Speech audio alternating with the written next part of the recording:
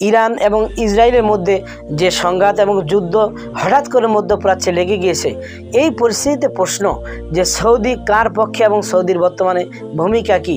অন্যদিকে সৌদিরা কি ভূমিকা এই মুহূর্তে পালন করতেছে, এক। দ্বিতীয় নম্বর, ডোনাল্ড ট্রাম্প যিনি এই মুহূর্তে বিশ্বের সবচাইতে শক্তিধর প্রেসিডেন্ট, তার ভূমিকা কি এবং তিনি কোন দিকে এটা গড়াচ্ছেন এবং তিনি কোন দিকে সমর্থন দিয়ে যাচ্ছেন। নাম্বার 3, ইরানের এত শক্তি তিনারা পেলেন কোথায়। তো সব কিছু বুঝতে আজকে আমাদের পুরো ভিডিওটা সংক্ষিপ্ত আকারে আমরা দিয়েছি। আপনাদের সঙ্গে রয়েছে আমি আমিনুল ইসলাম। সুপ্রিয় দর্শক শ্রোতা, সৌদি আরবের ঘনিষ্ঠ বন্ধু এই মধ্যপ্রাচ্যের বিশেষ করে পশ্চিমা যারা শক্তিধর রাষ্ট্র, বিশেষ করে আমেরিকা, অস্ট্রেলিয়া, ব্রিটিশ এসব এবং ইসরায়েলের সঙ্গে সৌদি আরবদের বর্তমানে খুব ঘনিষ্ঠ সম্পর্ক, তারা মিত্র রাষ্ট্র হিসাবে একটা পরিণত হয়েছে। কেননা সৌদি যদি তাদের সঙ্গে মিত্র করিয়ে না থাকে, তাদের সঙ্গে বন্ধুত্ব বজায় না রাখে, তাহলে তাদের যে রাজ ক্ষমতাধর, তাদের যে রাজ ক্ষমতাধর একত্ব তেনারা টিকিয়ে রাখতে পারবেন না। অপরদিকে সৌদি আরব দুইটা কারণে ইরানের সঙ্গে তাদের সম্পর্ক নেই। সেই দুইটা কারণের মধ্যে এক নম্বর হচ্ছে যে সৌদির তারা হচ্ছে বিশেষ করে ওয়াহাবি এবং অন্য মতলম্বী ধর্মীয় দিক থেকে সৌদি এবং ইরান দুই পক্ষ। ইরানিরা হচ্ছে শিয়া আর অন্যদিকে সৌদি তারা হচ্ছে শিয়া বিরোধী, ওয়াহাবি ধরা যায় বা মাযহাবি ধরা যায়। এই অবস্থার মধ্যে সৌদিরা রয়েছে। তো এদিকে যারা ওয়াহাবি তারা শিয়াকে মুসলমানই মনে করে না, তারা কাফের মনে করে। এদিক থেকে সৌদি দেখতেছে যে ইরানিরা তারা কিন্তু মুসলমান নয়, তারা শিয়া। এই শিয়াকে তারা তাদের বন্ধু হিসাবে মেনে নেবে না, এক।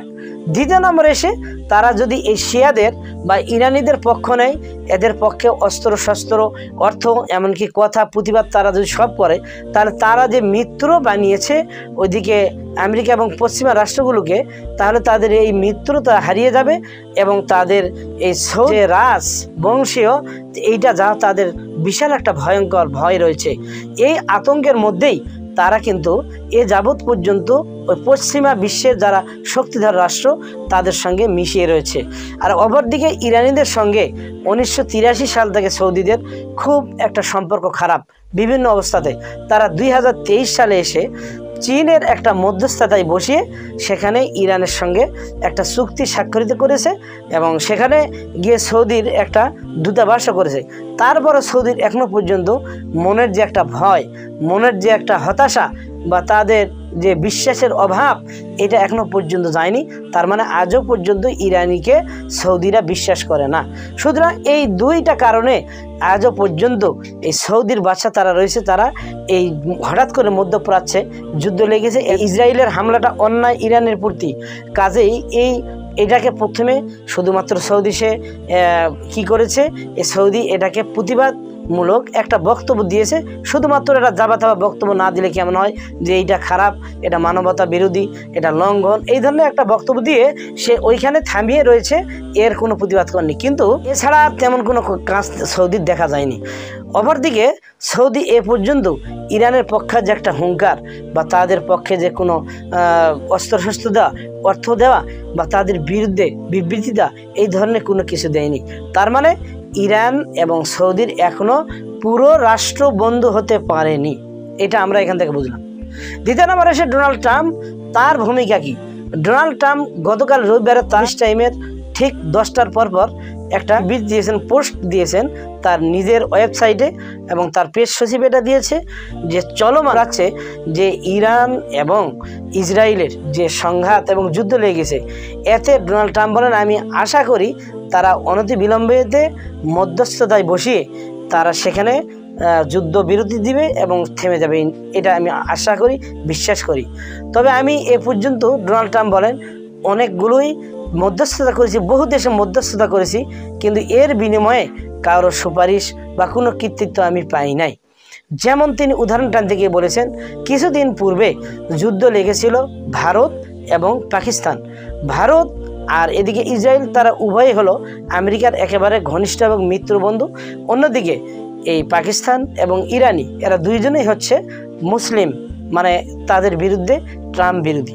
তারপরও ট্রাম্প বলেছে তারপরে ট্রাম্প বলেছে এই মুহূর্তে আমি চাই যে এরকমভাবে ভারত এবং পাকিস্তানের মধ্যস্থতায় যুদ্ধটাকে বন্ধ করে দিয়েছি, আমি আশা করি এই মধ্যস্থতার খুব তড়িঘড়ি আলোচনা চলতেছে, ফোনের উপর ফোন চলতেছে, বিভিন্ন যোগাযোগ চলতেছে, অনতি বিলম্বে এই যুদ্ধ ইরান এবং ইসরায়েলের মধ্যে আমরা এটাকে থামিয়ে দিতে এবং শান্তি চুক্তি করতে এটা আমরা সক্ষম হব, এই বলে তিনি আশা করছেন। অন্যদিকে ইরানের প্রেসিডেন্ট, ইরানের প্রধান নেতা আয়াতুল্লাহ আল খামেনি তিনি বলেছেন যে না, আমাদের উপযুক্ত ইসরায়েলের জবাব না দেওয়া পর্যন্ত এই যুদ্ধ থামার বা এই হামলা থামার কোনো অবস্থায় আমরা দেখতেছি না।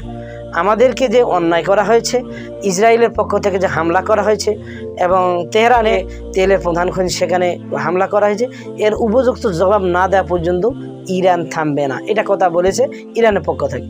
তো সুপ্রিয় দর্শক শ্রোতা, আসুন এবার আমরা 3 নম্বর পয়েন্টে, যে ইরান কেন এত শক্তিশালী, কোন দিক দিয়ে হলে যুক্তরাষ্ট্রের চোখকে ফাঁকি দিয়ে। এদিকে ধারণা করা হচ্ছে চীন, রাশিয়া, ইউক্রেনে যখন যুদ্ধ লেগেছিল তখন ধারণা করছে যে রাশিয়া, বিশেষজ্ঞগণ বলেন রাশিয়া এবং কোরিয়া এই দুইটা রাষ্ট্র আর চীন ইরানকে বেশ কিছু সরঞ্জাম দিয়েছে এবং তাদেরকে এই যুদ্ধের পরিস্থিতির জন্য অনেক সরঞ্জামাদি এবং অনেক অস্ত্রশস্ত্র তাদেরকে দিয়ে হেল্প করেছে, সাহায্য করেছে, যাতে করে এই মুহূর্তে ইরান অনেক শক্তিশালী হয়েছে।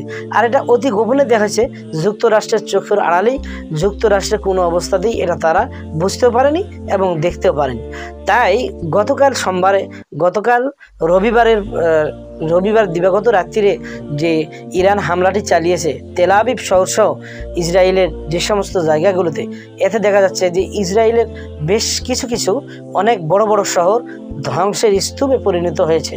আর এইটার পরপরই যখন এটা সম্পূর্ণ ঘোষণা হয়ে যায় ইরানে, তখন ইরানের ছোট বড়, মেয়ে, নারী, পুরুষ সকলেই রাজধানীর রাস্তায় এবং বিভিন্ন জায়গায় তারা নামিয়ে আসে, তারা আনন্দ মিছিল করতে এবং তারা মিষ্টি বিতরণ করে এবং তারা এই কলেমা পতাকা হাতে নিয়ে, ইরানি কলেমার যে পতাকা সেটা তারা হাতে নিয়ে রাস্তার মধ্যে বেশ কিছু আনন্দ স্লোগান দিতে তাদেরকে দেখা গিয়েছে। তো সুপ্রিয় দর্শক শ্রোতা, এখন সব মিলিয়ে আমরা যা বুঝলাম, এতে দেখা যায় যে অবশ্যই বহির্দেশের কিছু সাহায্য সহযোগিতার কারণেই ইরান এত শক্তিশালী হয়েছে। আর সৌদির যে যুবরাজ, তারা তাদের ক্ষমতাকে ধরে রাখার জন্য এবং কিছু ধর্মীয় মতপার্থক্যের কারণে শিয়া ইরানিদের সঙ্গে তারা এখনও পর্যন্ত যোগ দেয়নি এবং তাদের কাছে তারা সাহায্যের জন্য এগিয়ে আসেনি। তুরস্ক এ পর্যন্ত এগিয়ে আসেনি। মুসলিম বড় বড় কিছু শক্তিশালী রাষ্ট্র আছে, তারা কেউ ইরানের পাশে এগিয়ে আসেনি। তবে আমরা এটুকু আশা করব, আল্লাহ পাক সকল মুসলমানকে ঐক্যবদ্ধ করিয়া দিন এবং সকল মুসলমান একে অপরের ভাই হিসাবে প্রত্যেকের পাশে দাঁড়ার আমাদের তৌফিক দান করুন। আমাদের যদিও রাষ্ট্রের একটা অবকাঠামো, রাষ্ট্রের বর্ডার আমাদের ভিন্ন রয়েছে, কিন্তু আমরা মুসলমান, আমরা কলেমা পড়া মুসলিম হিসাবে আমাদের পরস্পর সম্পর্কটা এক। এর জন্য আমরা মুসলিম ভাই আমাদের মধ্যে কোনো তফাৎ এবং ফারেক নাই। আল্লাহ পাক আমাদের সবাইকে ঐক্যবদ্ধভাবে থাকার তৌফিক দান করুন এবং মুসলমানদেরকে বিজয় দান করুন। আমিন। সকলে ভালো থাকবেন। আসসালামু আলাইকুম ওয়া রাহমাতুল্লাহি ওয়া বারাকাতুহু।